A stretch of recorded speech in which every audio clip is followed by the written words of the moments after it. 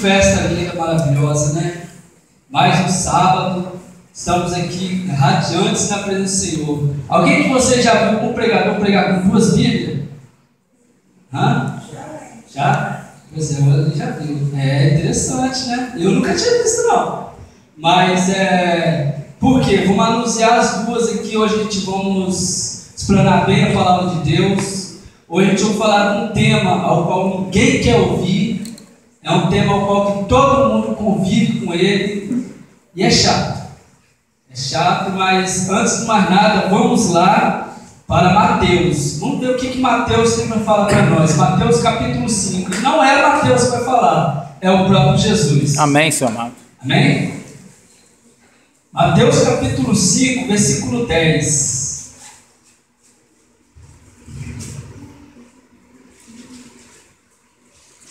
Amém ou misericórdia? Amém.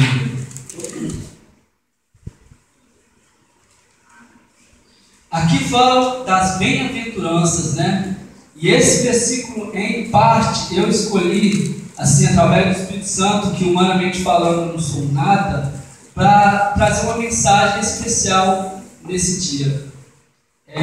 Mateus capítulo 5, versículo 10, diz assim, na minha tradução: felizes as pessoas que sofrem por fazerem a vontade de Deus, pois o reino do céu é delas. Amém. Felizes, bem-aventurados aqueles que sofrem perseguição. E nesse pensamento de feliz a quem sofre, vamos curvar nossa fronte do jeito que nós estamos mesmo. Vamos falar mais um pouquinho com Deus, porque muita oração, muito poder. Amém. Obrigado, Jesus. E eu peço, Senhor Deus, poderosamente a presença do Teu Santo Espírito para iluminar a minha mente, ó Pai, para que nada do que eu venha falar humanamente falando, mas sim só através da Tua vontade e do Teu Santo Espírito. Pai, coloca-nos, Senhor Deus, diante dos confrontos, Senhor Deus, da mudança, e nos tira, Senhor Deus, da conformidade das vermices. Dá-nos, Senhor Deus, aquilo que é a Tua palavra quer para nós, a Tua vontade. Não é o que eu quero, não o que a igreja quer, mas o que Tu queres que corrigimos. E em nome de Jesus eu te agradeço. Amém. Amém. Amém. Bem, alguém está com fome? Tem alguém aqui com fome? Eu não vou falar de comida hoje, tá? Hoje pode ficar tranquilo, senão vocês não vão remoer mais. Hoje a mensagem é sofrimento. A mensagem é dor, lamentação. E a princípio de tudo, para a gente falar de sofrimento, tem uma pessoa que ela é maitreya nisso, chamado Pedro. Pedro conviveu com todos os sofrimentos de Jesus. E a princípio nós vamos para lá. Vamos viajar na palavra de Deus. Vamos conversar um pouquinho com Pedro. Pedro vai explicar para nós um pouquinho a parte desse sofrimento. 1 Pedro, capítulo 2, vem deixar para nós uma característica de sofrimento. Todos nós aqui na terra sofremos, temos várias espécies de sofrimento, não é verdade? Pedro, capítulo 2, versículo 18.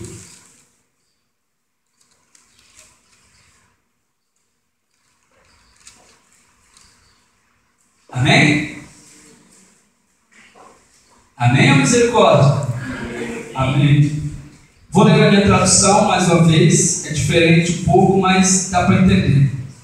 Vocês, empregados, sejam obedientes aos seus patrões e os respeitem, não somente os que são bons e compreensivos, mas também aqueles que os tratam mal. Se vocês suportam sofrimento injustos, sabendo que esta é a vontade de Deus, eles abençoará vocês por causa disso. Pois se vocês fazem o mal e eles são castigados, qual é o merecimento de suportar com paciência o castigo?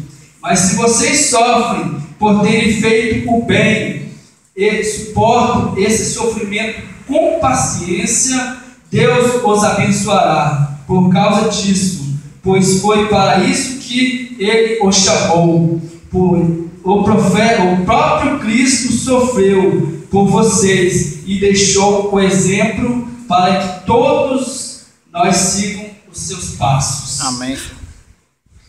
Deus, Ele fica feliz com o sofrimento do ser humano? Não? Não? Só ouvindo não?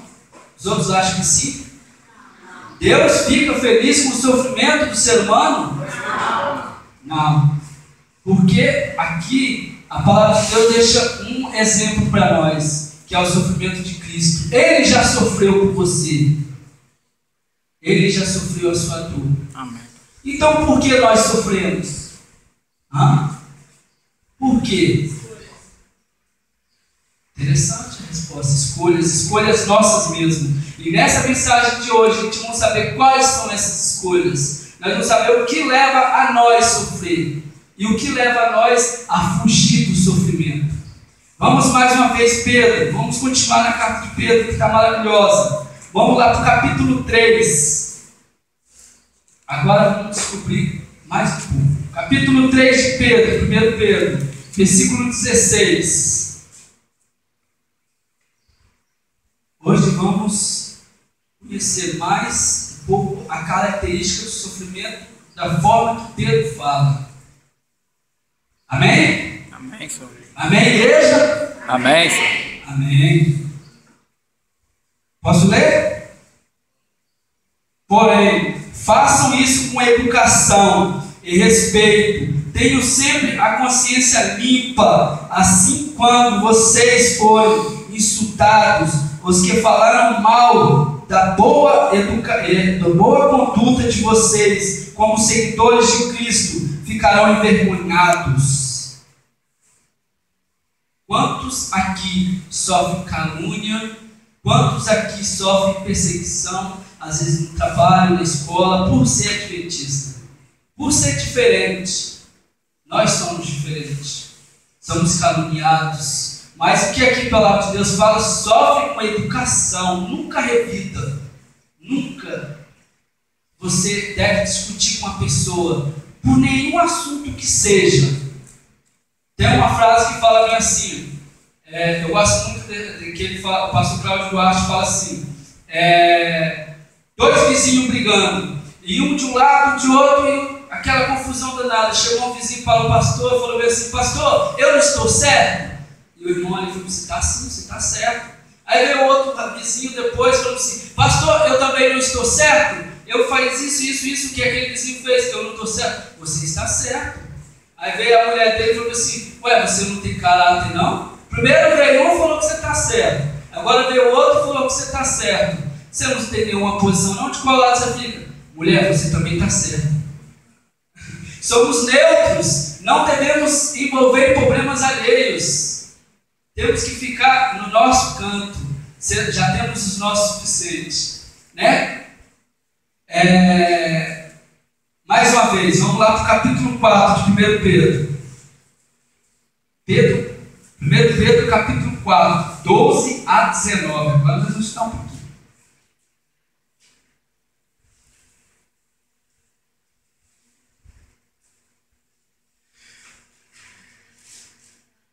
O título já é bem, na minha linguagem de hoje, já fala: tomando parte no sofrimento de Cristo. Não sei como está no seu título, mas aqui está interessante.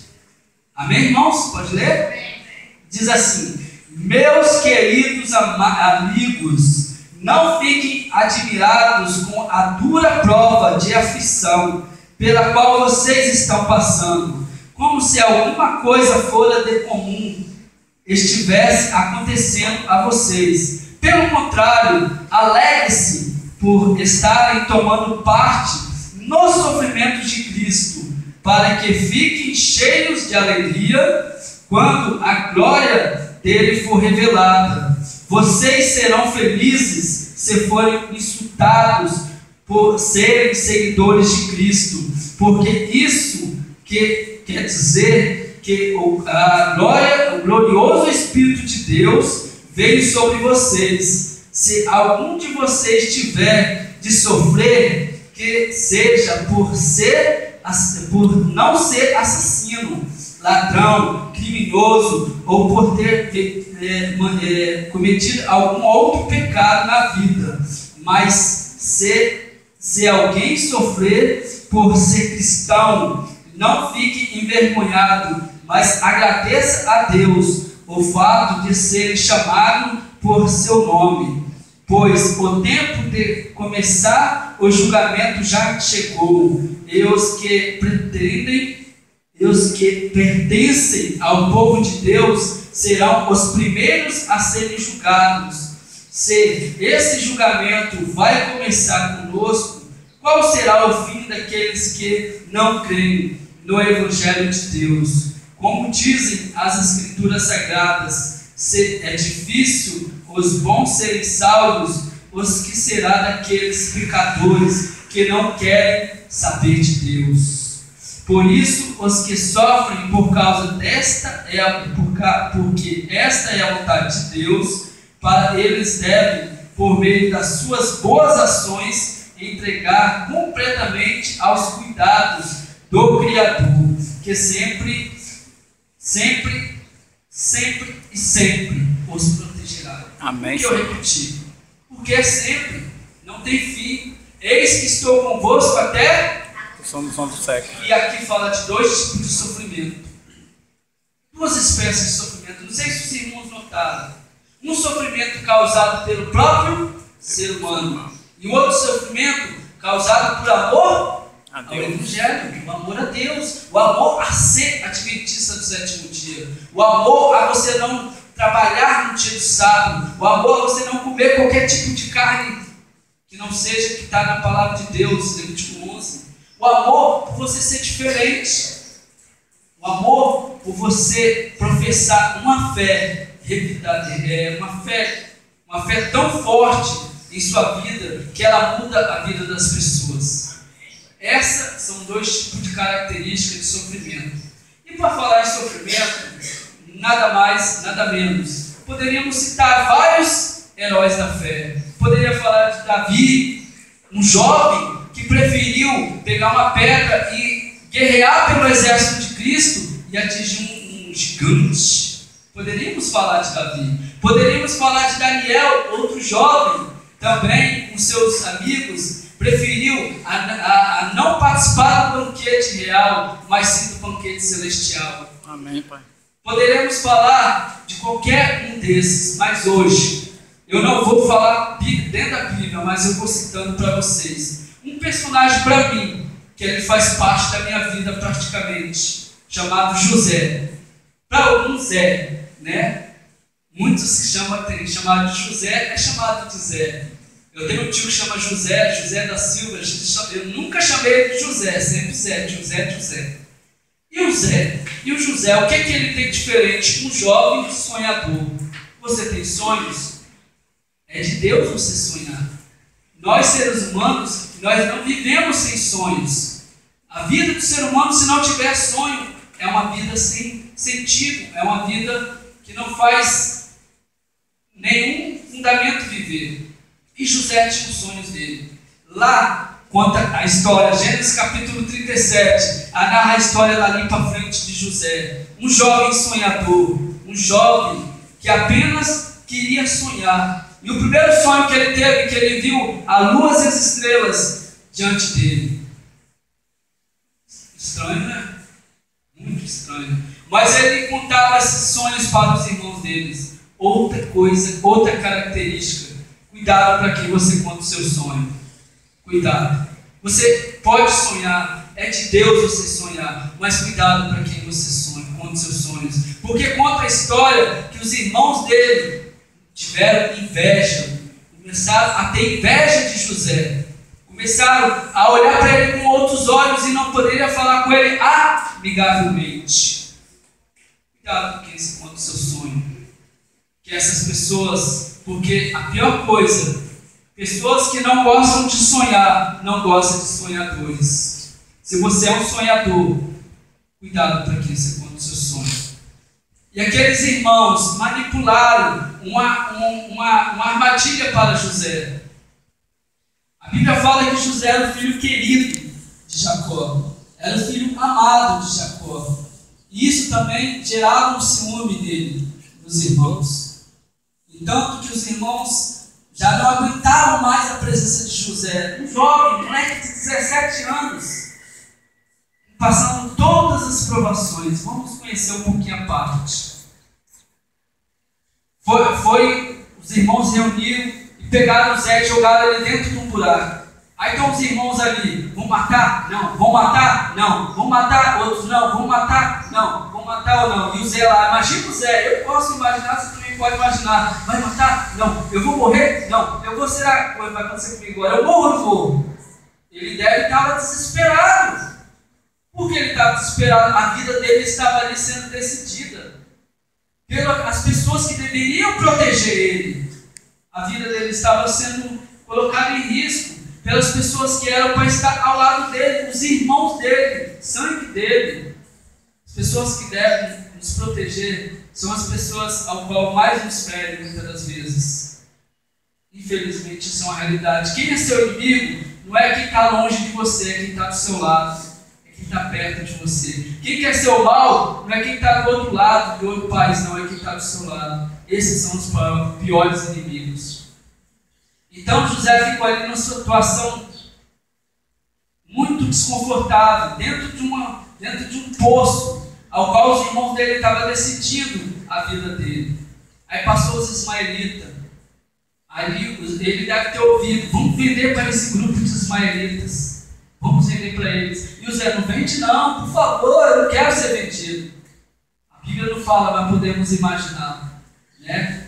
Então o José ficou ali naquela tristeza enorme, naquele sofrimento de poder agora sair da presença do pai dele. Naquele momento ele era o filho único ainda de Jacó e Rebeca. Mas e ficou naquele impasse, e ele foi vendido. Imagina você, um jovem de 17 anos, sendo vendido para uma pessoa como escravo, para uma terra ao qual você nunca ouviu falar, ao qual um povo que você não conhece, uma família estranha. E ele deve ter pensado milhões de coisas. E foi levado para o Egito, grande cidade, maior cidade naquele momento, maior mercado. E o José ficou ali. Imagina, algum já viu alguma cena de escravo sendo vendido, e alguém passando e olhando. Não, isso aí é muito fraquinho, cara. Não, isso aí tá bom, vai ser um bom lavrador. E levaram José, casa de Potifar. Chegou lá José. Mas, irmão, há uma coisa muito interessante na vida de José. Sabe qual é? A Bíblia diz: Deus foi com José todos os dias da vida dele. Amém, pai. Foi por isso que Deus não permitiu José morrer lá no poço pela mão dos irmãos dele. Porque, a princípio, o desígnio dos irmãos dele era matar José. Mas Deus tocou no coração de Judá, permitiu que ele fosse vendido. Então chegou naquele momento ali que ele foi levado para o Egito. E lá para o Egito ele só foi descendo longe. Imagina um jovem angustiado, saudade dos pais, saudade da terra, saudade da família dele. Ele foi para a casa de Potifar. E lá tudo, olha como é que Deus é grande na vida do homem. Tudo era na vida dele, tudo. O sacerdote foi e colocou na mão dele. Menos uma coisa. Alguém sabe o que é? A mulher. Tudo. Ele tinha acesso. Todo o dinheiro. E lidar com dinheiro não é fácil. Todos os empregados ele tinha. E lidar com seres humanos também não é fácil. É pior ainda. Mas ele tinha uma coisa que ele não podia governar, que era a mulher de Potifar. Mas chegou a determinado momento, aquela mulher quis colocar aquele jovem em prova, assim como nós somos colocados. E eu imagino José ali quietinho ali, cuidando da fazenda do patrão dele, e do nada veio uma mulher. Irmãos, a Bíblia não fala, mas eu acredito que aquela mulher não era feia, aquela mulher deveria ser linda, porque mulher feia não provoca homem nenhum. E outra coisa, para estar num status que ela estava, de um sacerdote, nas condições dela, ela ela só poderia ser muito bonita. Agora eu vou contar um segredo para vocês, um detalhe. Quando essa mulher provocou José, você sabe por causa de que José não caiu na tentação dela? Alguém sabe? Porque ele não quis. Só isso. Ele não quis, ele preferiu confiar em Deus. Você sabe por causa de quê? Que Davi, ele cobiçou a Betseba, isso, sabe por causa de quê que ele cobiçou ela e ele coabitou com ela, sabendo que ela é mulher do seu soldado Urias? Você sabe por causa de quê? Porque ele quis. Só isso. Ele quis, ele trouxe o problema para perto dele, diferentemente de José, o problema estava do lado dele, o problema estava ali na frente dele, ele jogou o problema para longe, ele preferiu escolher, ele escolheu a Deus. Você sabe por causa de que você está aqui hoje? Porque você quis. Você sabe por causa de que você é adventista do sétimo dia? Porque você quer. Você sabe por causa de que você vai para o céu? Primeiramente a graça de Deus, porque você está fazendo força e porque você quer. Chama-se livre-arbítrio. Mas José, ele saiu, olha só um jovem, um moleque, o Zé, pegou naquele momento ali e saiu correndo. Deixou a capa dele para trás, deixou e saiu fora. Outra coisa interessante, a Bíblia não fala que o José se defendeu. Ele poderia muito bem depois ter corrido para bem longe. Ele era um escravo, detalhe. Não vamos esquecer disso. Ele poderia ter falado para o patrão dele, Potifar, e falado assim, ó, essa mulher sua não presta não. Larga ela deu em cima de mim, há muito tempo ela veio fazendo isso, e se ela faz comigo, ela vai fazer qualquer um. Mas ele não se defendeu, ele não chegou e falou do problema dele, ele confiou em Deus. Ele confiou em Deus. Ele sabia que mesmo se ele falasse para o patrão dele não ia acreditar. Que nada, você está mentindo, você quer minha mulher mesmo, você já tem tudo meu, já tem minha fazenda, já tem todo. Mas ele preferiu confiar em Deus. E foi jogado na prisão, foi jogado no cárcere. Chegou lá, quem estava com ele? Quem estava com ele? Era Moisés? Não, irmãos, era Deus. Ele chegou lá e ele começou a comandar os outros presos. Imagina, ele chegou a ser carcereiro de preso a carcereiro de preso. Olha só que interessante. Deus, ele era muito grande na vida de José. Pois lá atrás fala que Deus mandou José na frente para preparar o caminho para o povo de Israel. E você pode agarrar a história. Chegou em determinado momento, dois tiveram uma espécie de sonho. Olha só, um sonhador agora tendo que interpretar dois sonhos, né? Ele era um sonhador. Chegou o copeiro, teve um sonho. Chegou o padeiro e teve um sonho. E José ali, ouvindo os dois alegando, falando do sonho deles, com certeza eles comunicavam. E José interpretou pela graça de Deus os sonhos dos dois. Um foi enforcado, o outro foi reconstituído à sua função normal. E antes de ele ser reconstituído, o Zé falou: ei, lembra de mim, tá? Você vai lá para perto do faraó, mas lembre-se de mim que eu não fiz nada daquilo não, tá? Aquela mulher lá, ela é maluca. Aquela mulher lá não bate bem na cabeça não fiz nada com ela. A gente podemos imaginar assim, um jovem falaria, né? Mas ele só falou assim: lembra de mim quando você estiver perante o rei.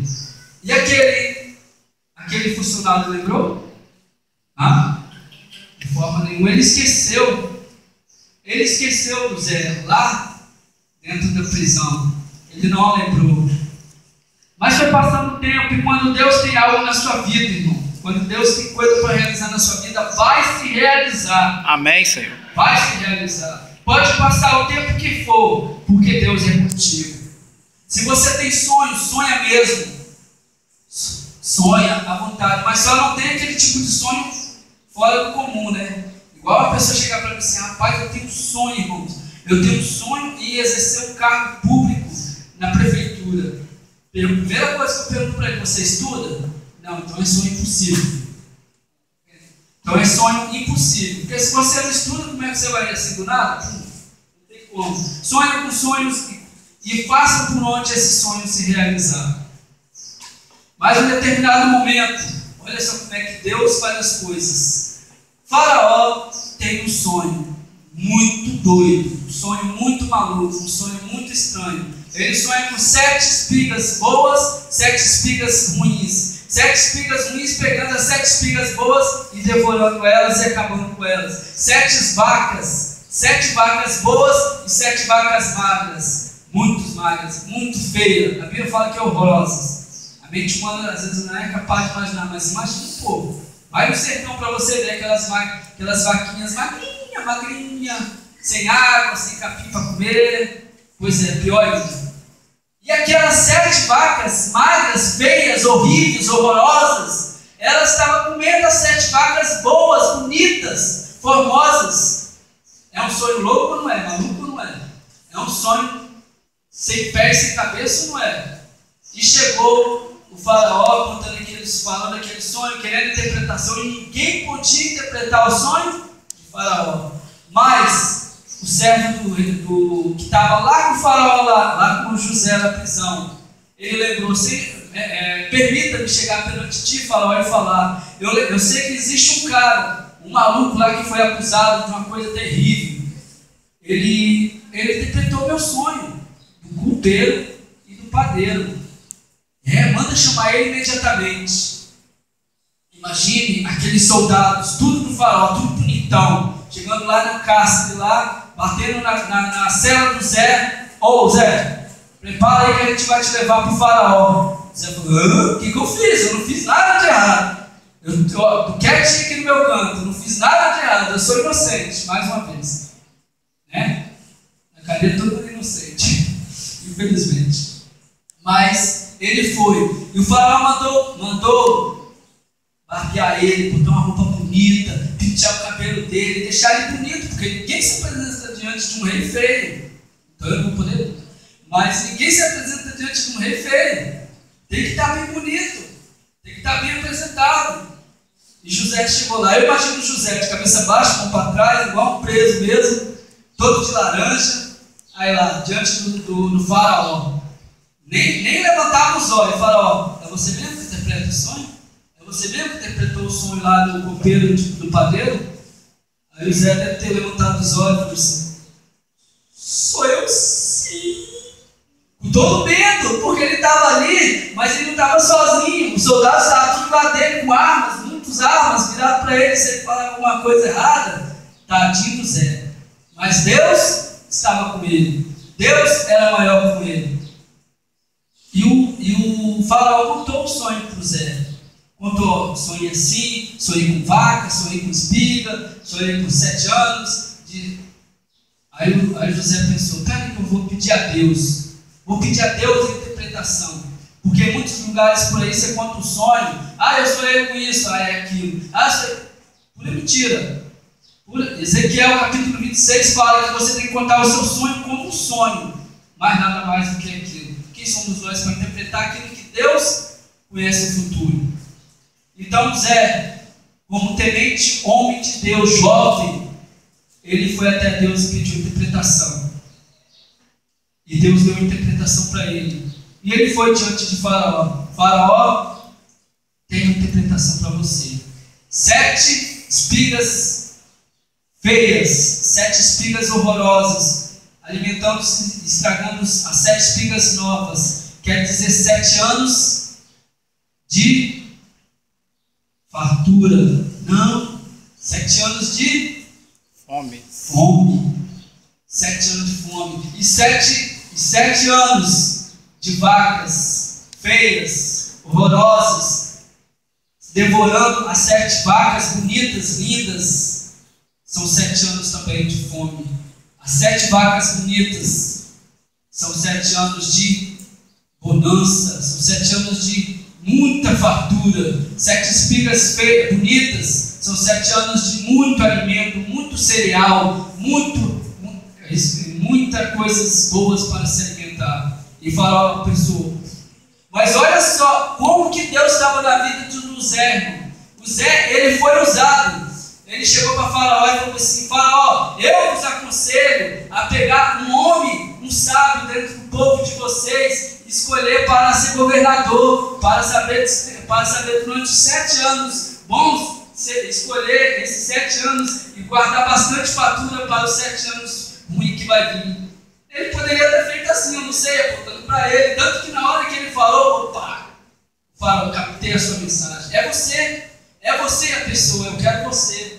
Se você foi capaz de interpretar o meu sonho, você também será capaz de governar o meu reino.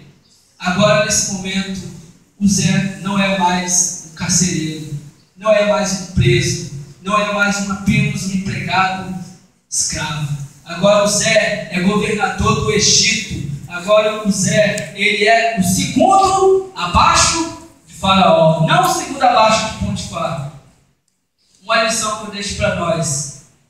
O Zé poderia muito bem, naquele momento, agora eu vou mostrar para aquele camarada lá que eu dava certo.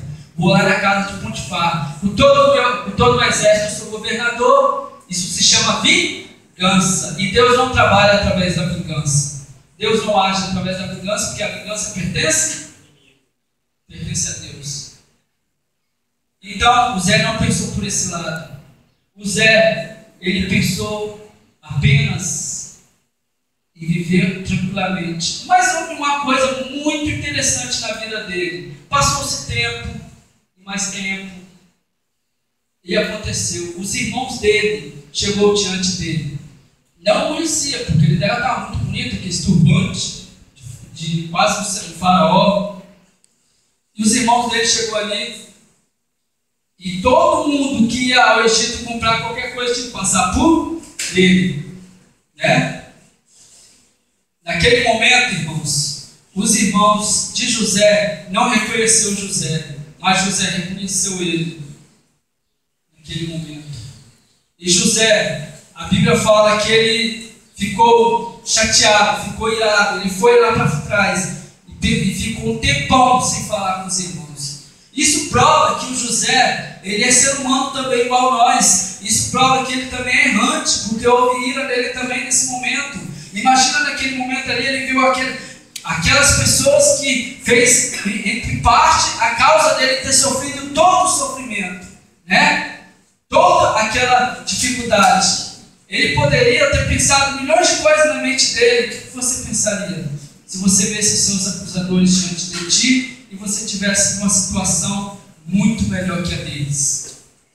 José ficou ali quietinho, mas ele confiou em Deus. Mais uma vez, ele pensou em Deus. Mas olha só, interessante que a história narra. Ele, naquele mesmo momento, ele falou: vocês são espiões. Você veio à terra do Egito para espiar. Não é que o José queria provar uma coisa para eles, não. É que o José queria provar uma coisa para ele mesmo. Se ele era capaz de perdoar. Você é capaz de perdoar quem um dia te ofendeu? Você é capaz de perdoar quem um dia te humilhou? Quem um dia falou mal de você? Você é capaz, mesmo que essa pessoa não reconheça que ela esteja errada, e venha te pedir perdão? Pois o Zé da história que a gente conheceu muito bem, ele foi capaz. Amém, Senhor. Ele foi capaz de perdoar. Mas ele tinha uma coisa que ele queria para ele. Ele queria conhecer, que ele não conhecia pessoalmente o irmão dele. Ele não sabia de Benjamim. E ele falando para os irmãos dele: vocês são em quantos? Somos em 11, mas um jaz morto. José deve ter pensado: eu estou morto? Não, estou aqui na frente de você. Vocês tentaram me matar, mas eu não morri não. E o outro mais novo está com o nosso pai, Benjamim. Então tragam esse para cá e prova que vocês não são espiões. Foi Rúben que chegou diante de José e falou: não, Senhor, não podemos fazer isso, porque nosso pai já é muito velho, já muito idoso, já perdemos um irmão. Se fazermos isso, perder outro, o nosso pai há de falecer. Mas José começou e foi lá para trás e fez o quê? Chorou e deixou todos eles presos. Todos os irmãos dele presos, até que um decidiu ficar num lugar, até que os outros issem buscar. Agora eu vou perguntar uma coisa para vocês. Os irmãos foram com todo o mantimento ali, voltou para Canaã junto do pai deles. E eles iam voltar? Vocês acham que eles iam voltar? Não, eles não iam. Tanto que eles esperaram o mantimento todo acabar, para depois pensar em retornar ao Egito. Só assim que eles decidiram voltar para o Egito para novamente estar diante, porque com certeza